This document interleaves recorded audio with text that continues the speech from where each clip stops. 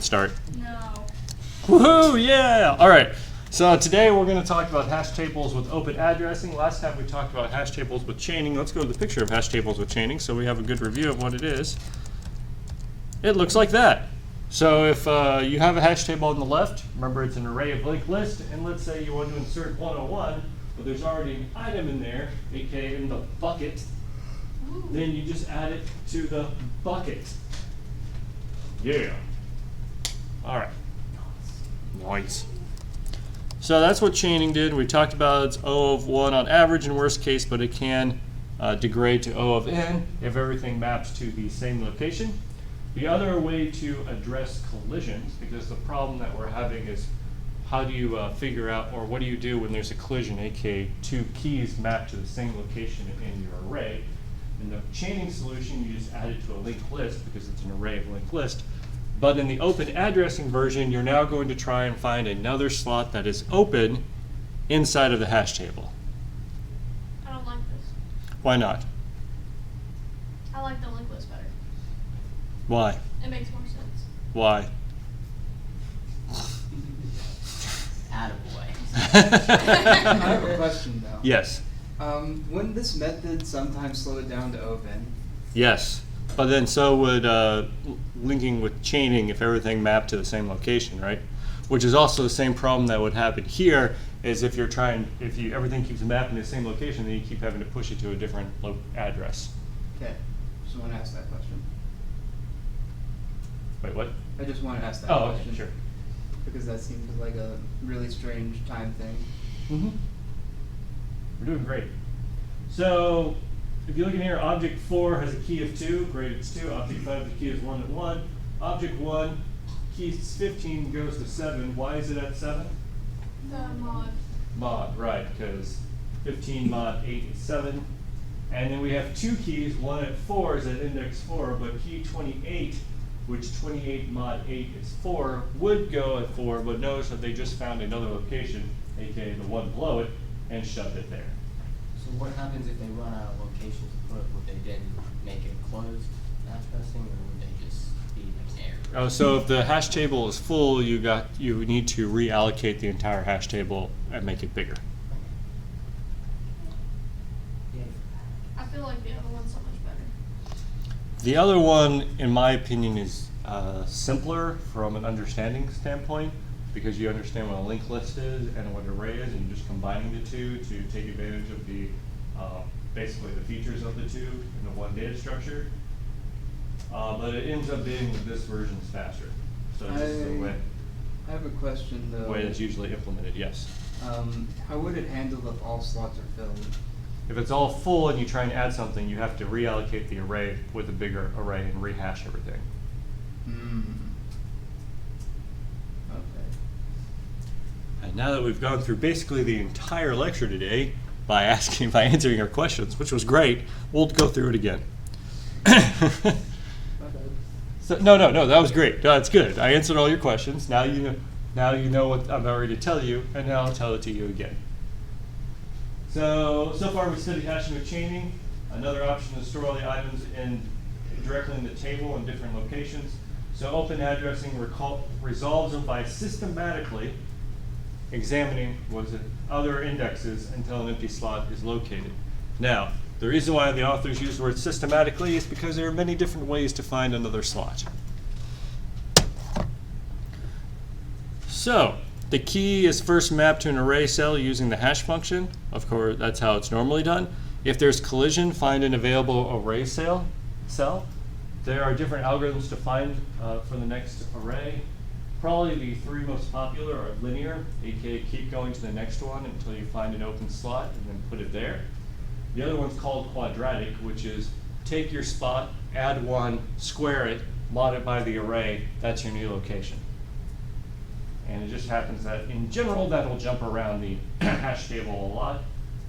And then double hashing is, well, the first hash didn't give you what you wanted, so try hashing it again with a different hashing algorithm. Or inject your current hash with your previous hash and do some hashing, or just somehow mix it up. Okay, so linear, choose the next available cell. So let's go draw this on the board, because I think this will help.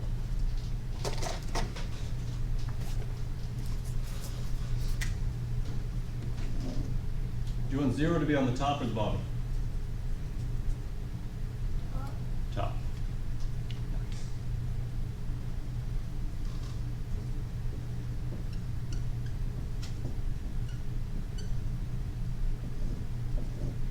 All right, give me some numbers that are greater than -1 and not too big. 0. All right, now they have to be bigger than 7. 9. 18. 18. So what's that? That's 18. What'd you say? I was gonna say 12. 12. Thank you. 11. 11 up. We're going to do 21. All right. Now, give me a number, let's see, 3 times 8 plus 4. That would be 28, right? So, we want to add 28. Where does that go?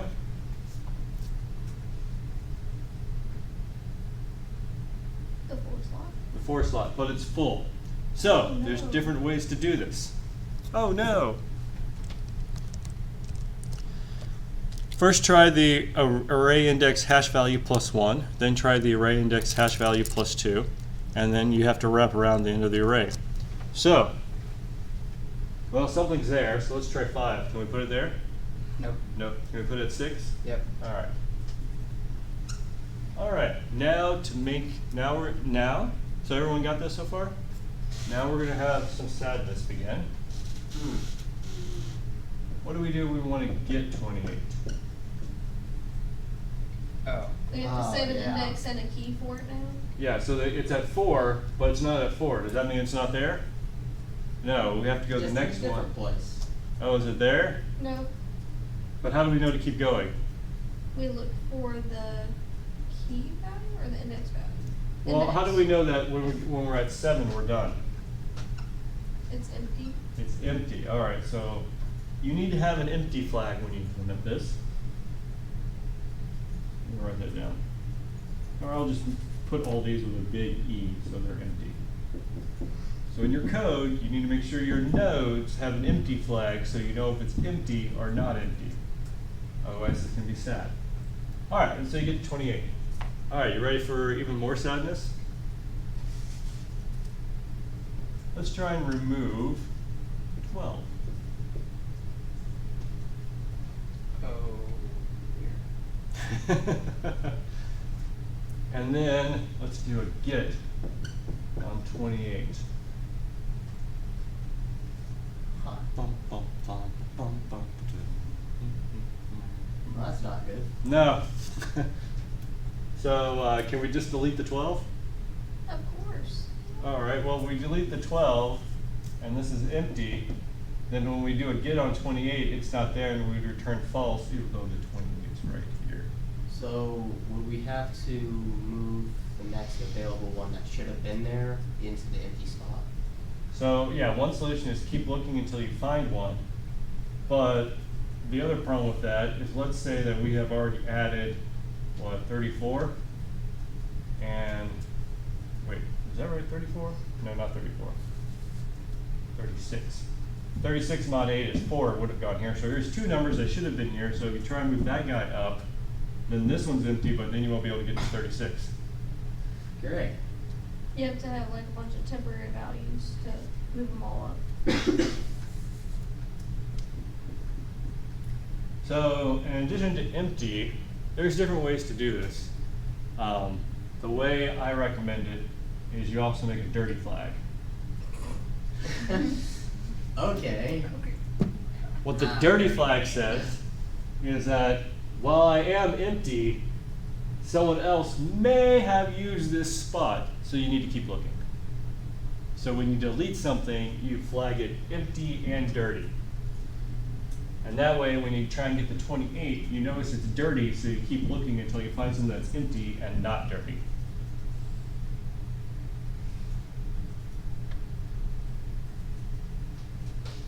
Lovely. Or you can try and fix the whole hash table. Don't try and fix the hash table, you'll be sad. I'm already sad. You're already sad? I have another question then. Yeah. What if we remove and then we insert something in that fourth index? Oh, so maybe we do, now what would that be? Yeah, we'll put 36. So then this would be not empty and not dirty because it has a value of 36, right? Then you try and get 38, 28, you know, not here, here, you keep looking until you have empty and not dirty.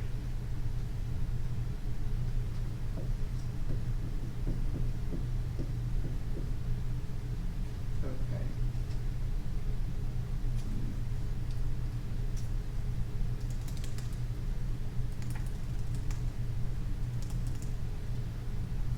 Yeah? How we doing? I still don't like it. Concept makes sense, but I know it's gonna be hard to do. Yeah. I'm sure it doesn't like you either. It's because we're both short. It's personal, yeah. It's definitely personal. It can't feel feelings. It can't feel feelings or, yeah. Yeah. It doesn't experience It feelings. doesn't experience feelings. All right. I'm actually pretty sure What's that that? technology's found a way to hate us. All right. Okay. I don't think so, but It okay. will remember what everyone has said and destroy us systematically. Well, that might be true. Wait, what? Technology will surprise me. destroy us systematically. Do we need to have an AI discussion? I hate AI. Have y'all done the Chinese room thought experiment? No. Nope. Oh, okay. You want to take a 5-minute breather and do the Chinese room thought experiment? You Sure. mentioned. All right. Maybe after class. After class? Yeah. Good idea. We'll do that. All right, so if the array is full, you need to throw an exception or resize the array. Quadratic is a variation of linear that uses more complex Let's see, does it tell you the function? No. Of course not. So Quadratic, you loser.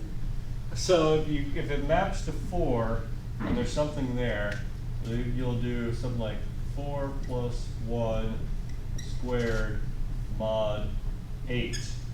So 4 plus 1 is 5 squared is 25. Mod 8 is, what's that, 1? Yes. Oh, something's there. So Do then it you again. 1 plus 1 squared mod 8, which is 2 squared 4. Oh wait, we're in a loop. That didn't help you. Quadratic probing has Why failed. would you avoid I quadratic guess it as much depends as on the possible? size. Yeah, if this number is a prime, quadratic probing works out fairly well. But I didn't choose a prime for my hash table size. Other thing you do is apply a second hash function after the first, and the second hash, like the first, is dependent on the key. Must be different and obviously not generate a 0. And some good algorithm. So that's a good algorithm? Sure. Maybe. Maybe? I don't know. It says so.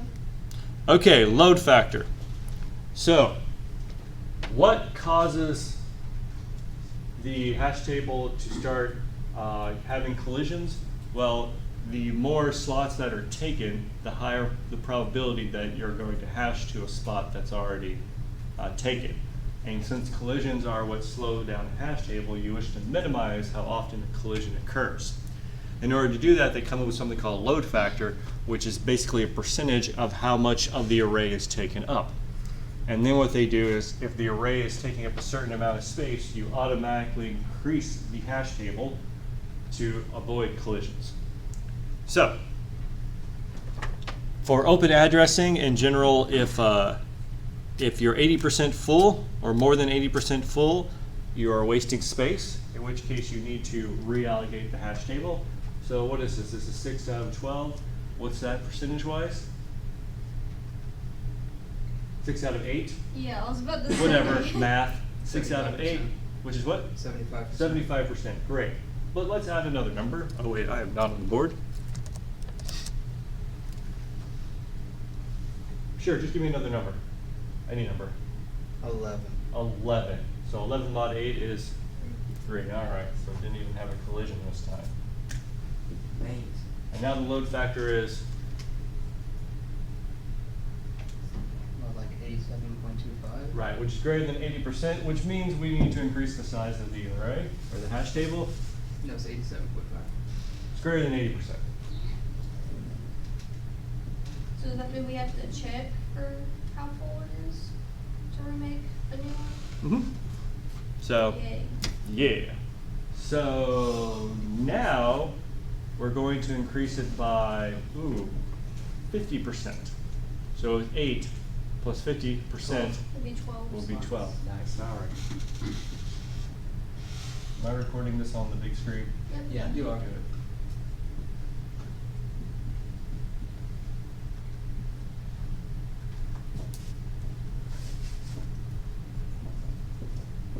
And how do we get those new values in there? We copy. Well, we can't, well, okay, the 0 of course copies, but the 9, does it go to the 1? No, we have to rehash it. Okay. The 18 goes to the 6. This is too much math to really in the I'm gonna go stuff. It's 11 goes to arithmetic, 11. not math. Look It's at my related finger, it's to math. huge. 11 goes to 11. Ooh, look at that. 36 collides. With 0. 0. So we'll just put them afterwards. 21. Oh, that's a good one. 9, that's another collision. Oh yeah, 9. Excuse me. So it goes to 10. And then 28. 4? Wouldn't that be 6 left over since 22 plus 6? So that collides with It'd 18. be 24. It's 12, isn't Oh, 12. Yeah. Woo! Craziness. 12, so that'd be 4, 28. All right. So there's our new hash table. What's the load factor now? A little over 50%. I don't know the number off my head. Yeah. All right. Everyone good so far? Everyone doing well? How about that? Are you well? Alive. You're alive. All right, for chaining, the numbers are a little different. You want, actually you want the load factor to be between 1 and 2. And that's because searching a linked list of a couple of items does not cost much, so that's okay. But on the flip side, there's extra space and there's overhead space to a linked list. So if none of the linked lists are occupied, you're actually wasting space. So you want every linked list to have at least a couple, at least one item in it, and 2 or 3 is fine. So usually chaining, as long as it's between 1 and 2, you're pretty good. All right, deletion. Oh, this is what I was talking about earlier. You try and delete the 2, but then you want to find the 7, and in this case we have mod 7, which was at the 0, and so if you try and find the 7, even though you remove the 2, the 7 is down here because you started at 0, 0 mod 7, 0, go to the next one, it's not there. And this is what I was talking about. You want to have a dirty bit, or a lazy delete is what they like to call it. And they don't tell you how to do that. I told you just to have a dirty flag to say that you deleted it or you lazily deleted it. And then you know to keep searching.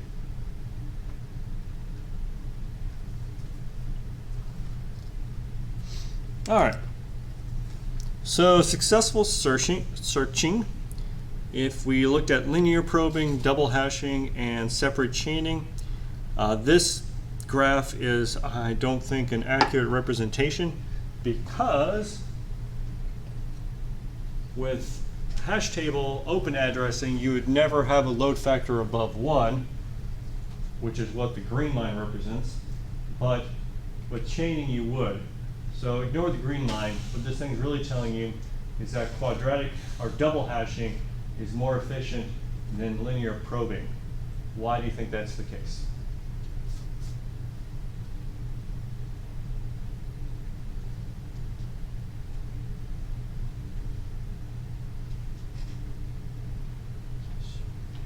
Linear, it could go up to 11. So what is the problem with linear probing? Let's say we're back up here, and what's it, 12, and we want to add, something to spot 8. yeah, oh no, spot 9. You know, what would that Oh, be? yeah. Huh? Yeah, that's what. yeah, 33, right? Can't go here, can't go here, can't go here, can't go here, can't go here, can't go here. What's going on? What's linear probing have a tendency to do? Well, double hashing can't go here, it may jump over here or there or there or there, or there, you know, somewhere else. While linear probing is saying nearby. What's the issue with that? All the spots nearby may be full. Right, it's causing your data to clump together as opposed to jump around. And remember, the hugest or the most significant advantage of an array is that you can randomly access any spot in O at one time. That is the biggest advantage of an array. It's a pretty big advantage. So when you clump them together, you're not taking advantage of that feature of an array that you can jump around quickly. Instead, you're kind of looking at the next one, which is just having a very linear performance like a linked list. And so what happens in linear probing is it has a tendency to clump it together. So any type of, hashing or resolution algorithm that avoids this clumping will always be better than linear. That's why the quadratic hashing is usually better, but the double hashing is usually the best because it really gets you to jump around. Does that make some sense? And that's why this slide is showing you some performance numbers, because in the linear probing, as it gets fuller, more and more of these clumps occur, in which case you have to take more time in order to do a successful search to find the item. While with double hashing, at least it doesn't, take as long. An unsuccessful search that usually, well, when you get to a certain size, with linear probing, since it's all clumped together, you have to essentially look through the entire hash table. With double hashing, it does at least help actually significantly. Notice that 0.8 is really where it starts to take off, which is why most hash tables with open addressing have a load factor of 0.8. Some of them will do 0.75, but most of them it's either 0.8 or 0.75. Because if you're doing double hashing and you're chilling somewhere around here, 4 searches, 4, that's still pretty good as opposed to having to search the entire thing.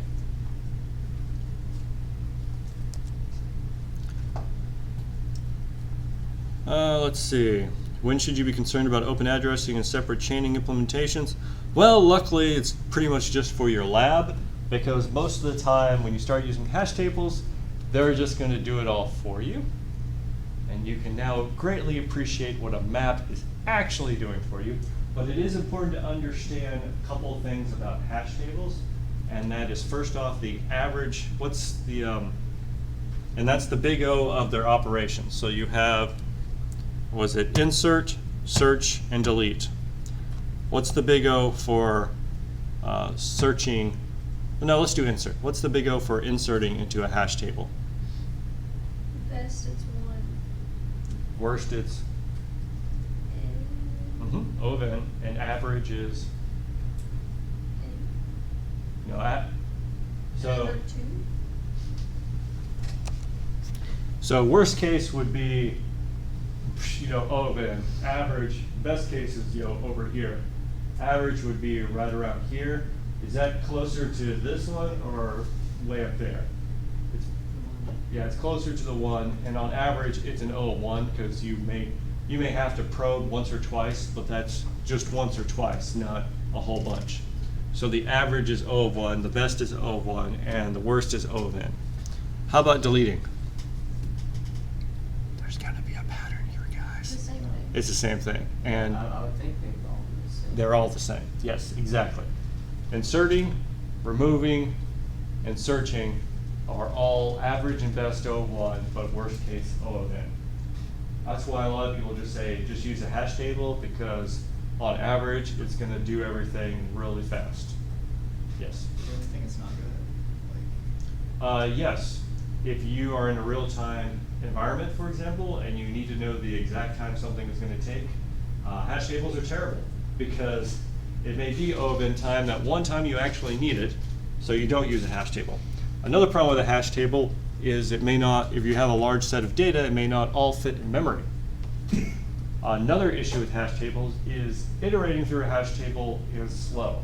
We didn't talk about that operation. Because if you look at it, you still have to scan the whole array and you have to jump, something's empty. Oh wait, I need to ignore it and move on to the next element. Iterating through a hash table is very slow. It was not made to be iterated through. It was simply made to keep a record of adding a bunch of stuff, maybe removing a couple, and then asking, is it in the hash table? So the hash table has a different purpose.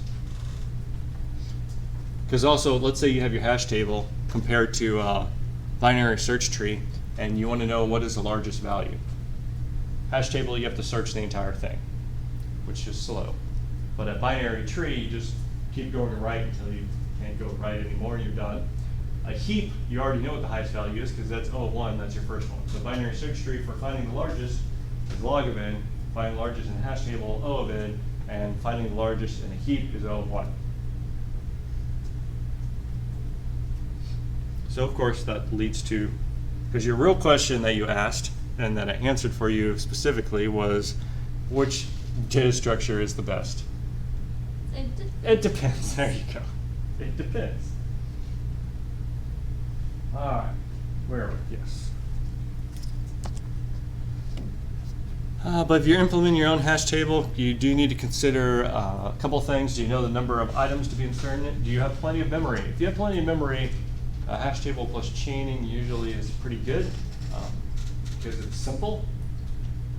But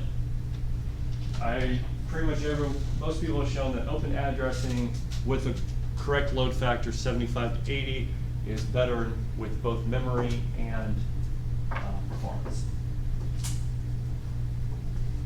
So yes, yet again, the more complicated implementation is more efficient. Oh yeah, hash tables in Java. Hash tables were so important that every object in Java has to be hashable.